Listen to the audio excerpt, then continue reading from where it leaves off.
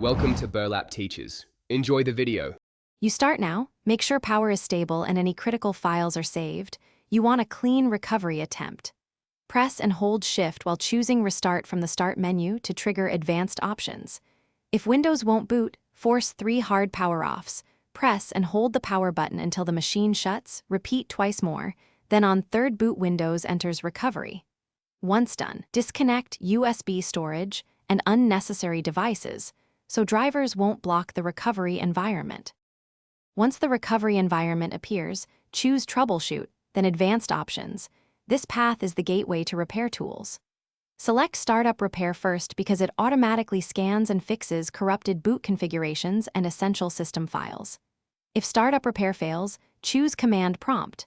Run bootrex/fixember, bootrex/fixboot, bootrex/scanos, then bootrex/rebuild to rebuild boot records. Make sure to run chkdsk/f if disk errors. After repairs run, reboot into normal Windows to verify success. Check Event Viewer for lingering boot errors and drivers.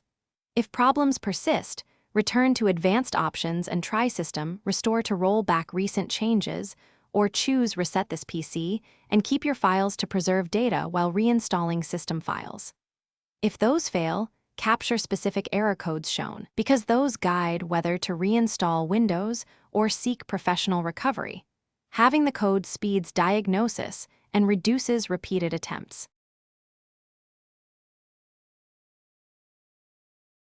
Thanks for watching. Consider subscribing if this video helped you.